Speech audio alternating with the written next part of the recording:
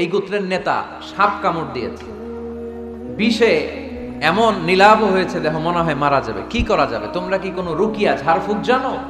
উনি বললেন জানি। তাহলে আসো একটু ঝাড়ফুঁক করো। উনি বলল শর্ত আছে, আমাদেরকে ছাগল দিতে হবে, এক পাল ছাগল। আরেক বর্ণনায় এসেছে 30টারও অধিক ছাগল।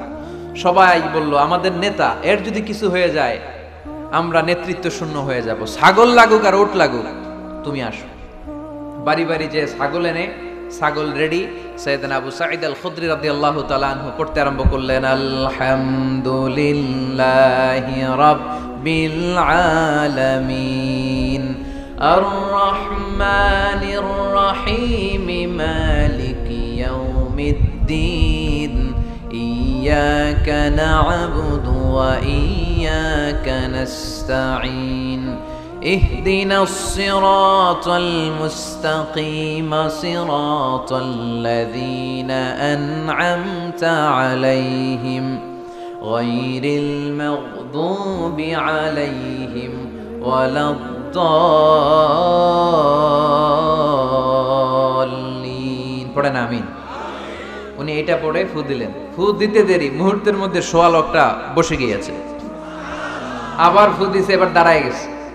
আরেকবার ফু দিছে, হাঁটতে শুরু করছে, একেবারে সুস্থ। সবাই তো অবাক, টাসকি খেয়ে গেছে। আবু সাঈদ আল খুদরি রাদিয়াল্লাহু আনহু বলে, টাসকি পরে খাও, আগে ছাগল দাও। কারণ ছাগল দেওয়ার কন্ডিশন ছিল না, ওরা ছাগল নিয়ে আসছে। সাইয়েদনা আবু সাঈদ আল খুদরি রাদিয়াল্লাহু তাআলা আনহু আনন্দে এবার ছাগল নিয়ে সাহাবাদেরকে নিয়ে রওনা। পথিমধ্যে লেগেছে প্রচন্ড ক্ষুধা, তখন তারা কয়েকটা ছাগল জবাই করে খেয়েছে। খাওয়ার পরে পেট যখন ঠান্ডা, তখন ব্রেইন সচল। উনি চিন্তা করতে আরম্ভ করলেন, হায় রে, কোরআন দিয়া ঝাড়ফুঁক করে যে ছাগল নিয়ে আসলাম, ওটা যে খাইলাম, এই ছাগল নেওয়া জায়েজ হয়েছে কিনা এই মাসালা তো নবীরে জিজ্ঞেস করি নাই। কিন্তু ছাগল তো অলরেডি পেটে যায় হজম, কি করা? মদিনাতে যে জিজ্ঞেস করবো। মদিনায় যেই আল্লাহ রাসূল সাল্লাল্লাহু আলাইহি ওয়াসাল্লামের দরবারে যে জিজ্ঞেস করলেন, ইয়া রাসূলুল্লাহ, এমন এমন ঘটনা, ঝাড়ফুঁক করে আমরা ছাগল এনেছি, এটা কি জায়েজ হয়েছে?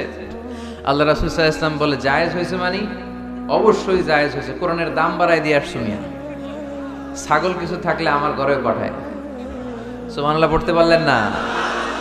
ওয়ালাকাদ আতাইনাকা, বুখারীর হাদিস, ওয়ালাকাদ আতাইনাকা সাবআম মিনাল মাসানি ওয়াল কুরআনাল আযীম। নবী হে, নিত্য পাঠনীয় সপ্তবাক্য দিয়েছি, যেই দোয়া পড়ে ফু দিতে দেরি, অসুস্থ ব্যক্তি সুস্থ হতে দেরি হয়। এজন্য আল্লাহ ইরশাদ করেন, অনুনাজ্জিলু মিনাল কুরআনি মা হুয়া শিফাউ ওয়া রাহমাতুল লিল মুমিনিন ওয়া লা ইয়াজিদুয যালিমিনা ইল্লা খাসারা। এই কোরআনকে আমি শিফা হিসেবে নাজিল করলাম, এই কোরআনকে আমি রহমত হিসেবে নাজিল করলাম, এই কোরআনকে আমি তোমাদের জন্য হেদায়েত হিসেবে নাজিল করলাম। তোমাদের কোরআন রহমত এনে দিবে, বরকত এনে দিবে, শিফা এনে দিবে, কিন্তু জালেমদেরকে কিছু এনে দিবে না। ঠিক কি না? ওয়ালা ইয়াজিদিয যালিমিনা ইল্লা খাসারা। জালিমদের অকল্যাণ করবে, জালিমদের কল্যাণ নাই এই কোরআনে। জালিম যদি হেদায়েতের নিয়তে কোরআন পড়ে তাহলে কল্যাণ পাবে, তা না হলে কল্যাণ পাবে না। তো এখন থেকে আমরা যদি অসুস্থ হয়ে যাই, যেই সূরাটা পড়ে আমরা ঝাড়ফুঁক করব, সূরাটার নাম আরো জোরে বলেন, ফাতিহা।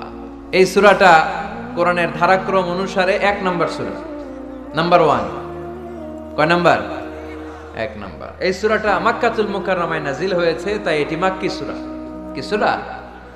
মাক্কি সূরা। এই সূরার আয়াত সংখ্যা 7টি। কয়টি? এবার আমি প্রশ্ন করব, আপনারা উত্তর করবেন আওয়াজ করে। সূরার নাম,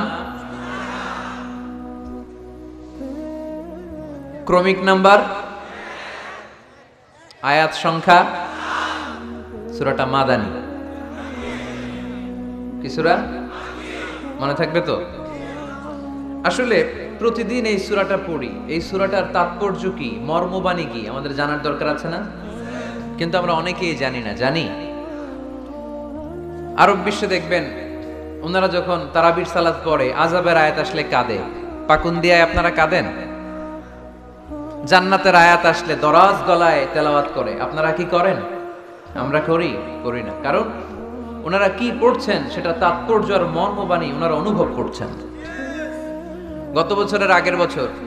গত বছর আমি হজে শায়েখ আব্দুর রহমান সুদাইসির পেছনে নামাজ পড়লাম। উনি যখন সূরা কুরাইশ তেলাওয়াত করছেন ফালিয়াবুদু রাব্ব হাযাল বাইত, এটা বলে তিনি কেঁদে দিলেন। কারণ উনি অর্থ বুঝতে পেরেছেন, আয়াতের অর্থ ফালিয়াবুদু রাব্ব হাযাল বাইত, এই কাবা ঘরের মালিক আল্লাহর ইবাদত করো, এই ঘরের রবের ইবাদত করো। আর ওই ঘরের সামনে দাঁড়িয়ে উনি ইমাম, উনি ওই ঘরের সামনেই দাঁড়ানো আর করতেছে এই ঘরের রবের ইবাদত করো। এটা যখন অনুভব করলেন উনি আর নিজেকে ধরে রাখতে পারলেন না, উনি কান্না জুড়ে দিলেন। উনার পেছনে আমরাও কাঁদতে লাগলাম, কারণ ইমাম যেদিকে মুসল্লিও সেদিকে, উনিও কাঁদে আমরাও কাঁদি, কারণ অর্থ বুঝতেছি তো। আবার জান্নাতের আয়াত আসলে এমন সুরের ঝংকার তুলে তিনি তেলাওয়াত করে, মনে হচ্ছে যেন এখনই উপর থেকে রহমত নাজিল হচ্ছে, ঠিক কি না? আমরা যখন তারাবির সালাত পড়ি, আমাদের কখন যে আযাবের আয়াত গেল, কখন যে জান্নাত গেল, আর কোন দিক দিয়ে জাহান্নাম গেল, কোন দিক দিয়ে ইউসুফ নবীর কাহিনী গেল, কোন দিক দিয়ে আমার নবীর ঘটনা গেল, কিছু টের পাই। শুধু আমরাই টের পাই না এমনটা না, যিনি পড়াচ্ছে উনিও টের পায় না, ঠিক কি না? এজন্য আমাদের চোখ দিয়ে দাঁড় দাঁড় করে পানি নামে না, আমরা অশ্রুসিক্ত হই না। জান্নাতের আয়াত আসলে আমাদের মজা লাগে না, কোরআনটারে মজা লাগাইতে হবে, ঠিক কি না? বুঝতে হবে মাতৃভাষায়। স্মার্টফোন ইউজ করেন কারা কারা দেখি? ওরে আল্লাহ, সবাই স্মার্ট তো দেখি, এত স্মার্ট মানুষ এখানে থাকে। তো এই স্মার্টফোনের ভেতরে কিন্তু কোরআনের অ্যাপস ডাউনলোড করা যায়। কোরআনের অ্যাপস ডাউনলোড করবেন, করে আপনি পড়বেন, যা বলার আল্লাহ সব বলে দিয়েছে, নতুন করে আর কিছু বলবে না। বলবে এই কোরআন শুরু হয়েছে বিসমিল্লাহির রহমানির রহিম দিয়ে, বা দিয়ে, আর শেষ হয়েছে যে সূরা দিয়ে, সূরাটার নাম সূরাতুন নাস। ওই সূরার শেষ আয়াতটি এরকম, মিনাল জিন্নাতি ওয়ান নাস, শেষে সিন। বা আর সিন মিলালে কি হয়? বাস। এবার বাসে চড়ে কিশোরগঞ্জ শহর যাবেন? এই বাস কি ওই বাস না, এই বাস মানে যথেষ্ট, বাস মানে এনাফ, সাফিসিয়েন্ট। মাঝে মাঝে এরকম হয়, আমরা খাচ্ছি, আমাদের পাতে খাইতে পারি না, আরো তুলে দেয়, কারণ হুজুর একদিন পাইছে, খাওয়াই আজকে মাইরা ফেলবে। তো আমরা বলি বাস বাস, আর লাগবে না ভাই, আর পারছি না, বাস মানে যথেষ্ট আমার জন্য। তো আল্লাহ বুঝাতে চাইলেন 30 পারায় যা দিয়ে দিছি হেদায়েতের জন্য, বাস যথেষ্ট, নতুন করে কোনো কথার দরকার নাই। চিল্লায় বলেন ঠিক কি না? It's a problem solving methodology, it's not a problem creating methodology. Quran কখনো প্যাচ লাগায় না, প্যাচ খোলে। এই যে সুতা দিয়ে বাঁধতে গেলে অনেক সময় প্যাচ লেগে যায় না, এটার কি বলেন আপনারা? গিট্টু। এই কোরআন কি গিট্টু লাগায় নাকি গিট্টু খোলে? সমস্যা তৈরি করে না সমাধান এনে দেয়? সমাধান চাও যদি জীবনে মরণে, ফিরে যাও খুঁজে নাও, চোখ রাখো কোরআনে, ঠিক কি না? পড়েন সবাই। সমাধান চাও যদি জীবনে মরণে, ফিরে যাও খুঁজে নাও, চোখ রাখো কোরআনে। If you want the solution this dunya and akhirah, go back, have a look to the holy Quran. তাই না? সমাধান যদি চাই চোখ রাখতে হবে কোথায়? নাকি এটিএন বাংলার পর্দায়? আসিতেছে আগামী শুক্রবার ওই পর্দায়, রঙিন পর্দায়, রূপালী পর্দায়, যেই বইয়ের দিকে চোখ রাখতে হবে বইটার নাম কোরআন।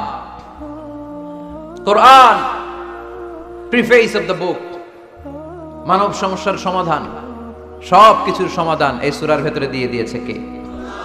এজন্য নতুন করে আল্লাহ কিছু বলবে না। পাকন্দিয়ার ভাইয়েরা, এই মোবাইলের ভেতরে কোরআনের অ্যাপস ঢুকাবো আজকে আমরা, আজকেই, কালকে না। যাই লোকজন দৌড়ে আসে, এসে বলে হুজুর কোরআনের কথা শুনে পরিবর্তন হয়েছে, আমি আপনার কোরআন ক্লাসের ছাত্র। ওই দিন এয়ারপোর্টে পুরো ফ্যামিলি, বাবা মা ভাই বোন ছেলে পেলে এসে বলে আমাদের পুরো ফ্যামিলিটা আপনার তাফসীর ক্লাসের ছাত্রছাত্রী। আলহামদুলিল্লাহ ওয়া শুকরুলিল্লাহ, লা ফখর, লা ফখর, কোনো ফখর নাই এতে, শুকরিয়া একজনের, তিনি কে? তাহলে প্রতিদিন কোরআন পড়বেন তো? সূরাটার নাম সবাই বলেন আরো জোরে। আয়াত সংখ্যা মাক্কি না মাদানী?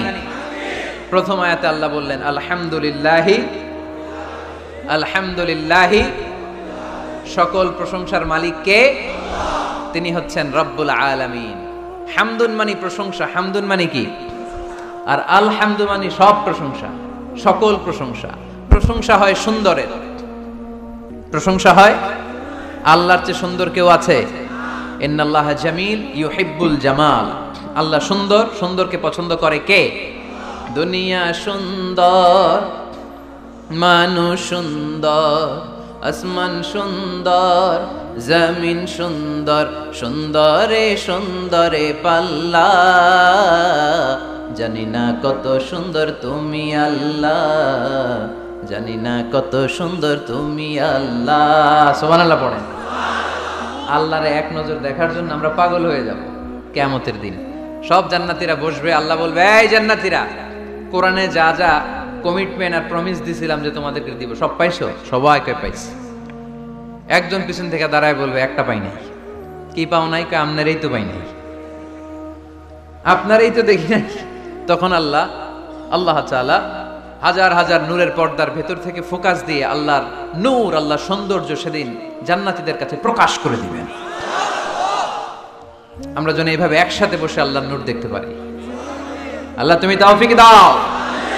এজন্য আল্লাহ বললেন, আলহামদুলিল্লাহি রাব্বিল আলামিন। প্রশংসার মালিক হলাম আমি আল্লাহ, আমি হলাম রব্বুল আলামিন। আলহামদু, সকল প্রশংসা। প্রশংসা করে শেষ করা যাবে? ওয়া ইন তাউদ্দু নি'মাতাল্লাহি লা তুহসুহা। তোমার হাতের আঙ্গুলের কড়ায় যদি গুনতে শুরু করে দাও আল্লাহ কত নেয়ামত দিয়েছে, গুনে শেষ করা যাবে?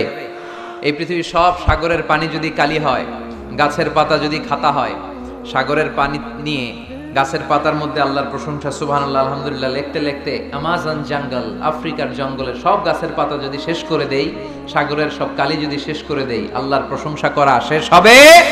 সাগরের জলকে কালি করে, গাছের পাতাকে খাতা করে, তোমার মহিমা লেখা শেষ হবে না, যদিও লিখি প্রভু জীবন ভরে। সাগরের জলকে কালি করে। আল্লাহু আকবার। এজন্য আল্লাহ বললেন, কুল্লাউ কানাল বাহরু মিদাদান লিকালিমাতি রাব্বি লানাফিদাল বাহরু ক্বাবলা আন তানফাদা কালিমাতু রাব্বি ওয়ালাউ জিনা বিমিসলিহি মাদাদা। সাগরের সব পানি যদি কালি হয়ে যায়, এই কালি দিয়ে আল্লাহর প্রশংসা লিখতে শুরু করলে সাগরের পানি শেষ, কিন্তু প্রশংসা শেষ হবে নাকি? জোরে বলেন। এজন্য প্রশংসা করতে হবে একজনের, তিনি কে? আল্লাহর প্রশংসা করব বেশি বেশি নাকি কম কম? আরো জোরে, বেশি বেশি না কম কম? আল্লাহর প্রশংসা করতে হবে বেশি বেশি। আল্লাহ রাসূল সাল্লাল্লাহু আলাইহি ওয়াসাল্লাম মসজিদে নববীতে ইমামতি করছেন, আল্লাহু আকবার। কেরাত পরে রুকুতে গেলেন, আল্লাহু আকবার। রুকু থেকে উঠে সামি আল্লাহু লিমান হামিদা পড়লেন।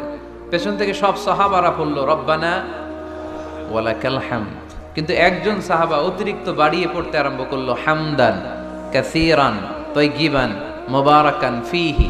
চারটা বাক্য অতিরিক্ত, কোন সাহাবী পড়ে না, উনি পড়লো।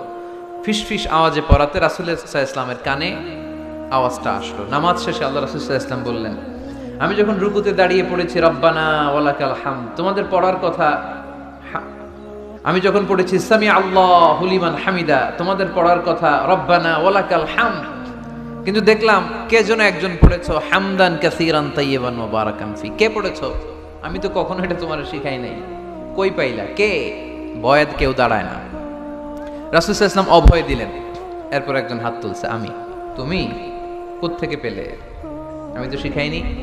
সে বলতে আরম্ভ করলো, ইয়া রাসূলুল্লাহ, আল্লাহর প্রশংসা কম কম করলে আমার ভাল লাগে না, আমার পড়তে চাই, মনে চায় বেশি বেশি, এজন্য আমি বেশি বেশি করছি, নিজ থেকে বাড়িয়েছি। রাসূল সাল্লাল্লাহু আলাইহি ওয়াসাল্লাম বললেন, ভয় পেও না, তুমি তো দেখো নাই বিদআতাও ওয়া সালাসিনা মালাইকা ইয়াবতাদিরুনা হা আইয়ুহুম ইয়াকতুবুহা আউয়াল। তোমরা নামাজরত অবস্থায় দেখোনি, আমি দেখেছি তোমার এই অতিরিক্ত তাসবিহ, চারটা তাসবির সওয়াবটা 30 জনেরও বেশি ফেরেশতা কে কার আগে আল্লাহর আরশে পৌঁছে দিবে এ নিয়ে ফেরেশতারা আকাশে প্রতিযোগিতা করছিল। এজন্য আল্লাহর প্রশংসা চলবে কম কম না বেশি বেশি? আলহামদুলিল্লাহি রাব্বিল আলামিন, সকল প্রশংসার মালিক হচ্ছেন আল্লাহ তাআলা, তিনি হচ্ছেন রাব্বিল আলামিন। আমার আল্লাহর একটা চমৎকার নাম হচ্ছে রব। আল্লাহর নাম কি? কবরের প্রথম প্রশ্ন কি? আমরা উত্তরে কি বলবো? আমাদের রব কে? আবার আমরা যখন রুকুতে যাই, রুকুর তাসবিতে রবের নাম আছে না নাই? সুবহানা রাব্বিয়াল আযীম। সিজদায় যখন যাই তখন রব নাই? সুবহানা রাব্বিয়াল আ'লা। আবার আমরা যখন অন্যায় করে ফেলি, ভুল করে ফেলি, নফসের উপর জুলুম করে ফেলি, তখন যেই দোয়াটা পড়ি, ওই দোয়ার শুরুতেও রবের নাম আছে না নাই? দোয়াটা পড়েন, রব্বানা যালামনা আনফুসানা ওয়া ইল্লাম তাগফির লানা ওয়া তারহামনা লানাকুনান্না মিনাল খাসিরিন। আবার যখন আমাদের জ্ঞানের দরকার, আল্লাহর কাছে জ্ঞান চাই, বিদ্যা চাই, ওই দোয়ার শুরুতেও রবের নাম আছে না নাই? রব্বি জিদনি ইলমা। আওয়াজ করে পড়েন, রব্বি জিদনি ইলমা। ও আল্লাহ, জ্ঞান বাড়িয়ে দাও। জ্ঞান বাড়িয়ে দেয় কে? তার মানে সব জায়গায় রবের নাম আছে না নাই? আমার আল্লাহর একটা চমৎকার নাম হচ্ছে রব। আল্লাহর নাম কি? সবাই বলেন।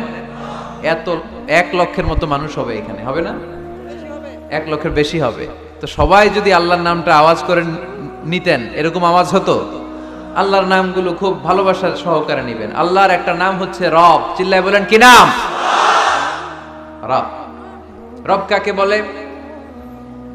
যার যখন যেটা যতটুকু দরকার, তাকে তখন সেটা ততটুকু যিনি ফরিয়াদ করার আগেই দিয়ে দেয়, তার নাম রব।